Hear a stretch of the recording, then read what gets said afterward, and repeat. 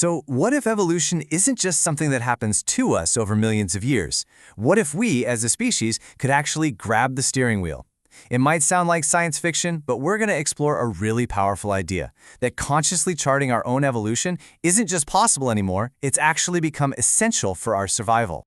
Okay, this quote right here is our starting point. It's just a brilliant observation that really nails this tension we all feel, right? That pull between what's best for me and what's best for us. The big question is this an unbreakable rule of life? That's the puzzle we're going to try and solve together. So what if we just stop seeing that as some kind of iron law of nature, and instead we start seeing it as a crossroads, a fundamental choice that we, right now, have to make for our future? Posing it as a question like this, well, that changes everything.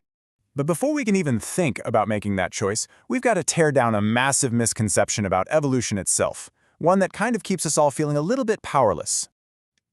Most of us were taught that evolution is this incredibly slow, almost glacial process. It's all about random genetic mutations playing out over thousands, even millions of years. And if that's the only game in town, well, then the whole idea of charting our own path seems pretty hopeless, doesn't it? But here's the huge paradigm shift. Scientists now make this critical distinction between slow biological evolution and unbelievably fast cultural evolution. Just think about it. For humans to develop lactose tolerance, it took generations and generations. But the internet? The internet completely changed how we live, work, and connect with each other in less than a single lifetime. That's a whole different speed. And this idea has a name. It's called dual inheritance theory. Basically, it says we've got two streams of evolution running at the same time. You've got the slow biological hardware, and then you have the super fast cultural software. And because we can consciously write and rewrite that cultural software, our ideas, our norms, our tech, we are not locked into some slow, predetermined path. We can change, and we can change really fast. Okay, so we have the ability to evolve quickly. That's a big deal. But do we have the will to do it? Are we fundamentally just too selfish to cooperate on a grand scale? Let's tackle that myth next. We hear this all the time, right? That deep down, human nature is, red in tooth and claw. That we're all just looking out for number one, and any cooperation is just a thin layer over a core of pure selfishness. This whole view basically says any attempt at large-scale altruism is pretty much doomed from the start. But what if that entire dog-eat-dog worldview is just wrong? Evolutionary biologist Joseph Henrich argues the exact opposite. As this quote says, "The secret to our species' success isn't our individual smarts, but our collective brains. Our real superpower isn't being the smartest ape on the savannah, it's being the most collaborative one."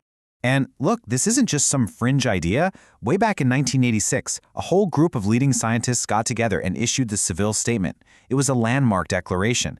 And as you can see, they systematically laid out that it is scientifically incorrect to say that war is in our genes, or that we have a violent brain, or that we inherited aggression from our ancestors. In short, violence is not our biological destiny.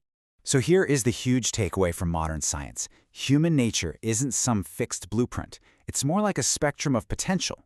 We have the capacity for both selfishness and altruism. The path we choose to strengthen, well, that's not predetermined. It is a choice. So we can change, and our very nature is flexible enough to allow it. But that brings us to the most urgent question of all. Why is this evolutionary choice so absolutely critical right here, right now? To understand the urgency, let's look at this framework from David Ronfeld. He mapped out the whole sweep of human history into 4 major forms of organization. We started out in small family-based tribes.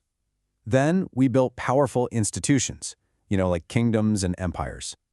The last few centuries have been totally dominated by competitive markets. And now, you can see it on the far right, we're entering a brand new phase, the hyper-connected network. And this model just brilliantly illustrates our current challenge. The network age is defined by total interdependence. Think about climate change, global supply chains, viral pandemics. Our problems are collective. But our operating system, which is still largely based on competition and individual market logic, it's mismatched. It's just not designed for the world we live in now. Okay, so this mismatch brings us to our final and maybe most important section. If we really need to make an evolutionary leap to catch up with our networked world, what does that actually look like? What's the blueprint for action? Now this diagram, it might look a bit complex, but it shows a really simple and powerful loop for intentional evolution. It all starts with the individual, with self-awareness, just understanding our own values and the world's challenges. That awareness lets us find other people and build a shared purpose, a common vision for a better future. That vision then fuels collective action, which creates this feedback loop of coevolution, making the group and its members stronger. It's literally a blueprint for building a better world, from the ground up. So let's circle all the way back to where we started. With this new understanding, we can see this quote not as a trap, but as a strategy guide. Yeah, sure, inside a selfish group, a selfish person might get ahead. But in the grand scheme of things, it's the cooperative, altruistic groups that ultimately win. They solve problems better. They thrive. And that is the ultimate takeaway here. The limits we thought we had, that evolution is slow, the human nature is fixed, they're not real. We can adapt. We can choose to lean into our cooperative side. We can consciously build the kinds of groups and societies that are actually fit to survive and thrive in this deeply interconnected world we've created. And this isn't some huge project that we finish one day. It's a continuous practice. It's a lifelong journey of consciously choosing cooperation over conflict. It's about building a better future, one interaction, one group, one choice at a time. The simple, profound instruction for charting our own evolution: rinse and repeat.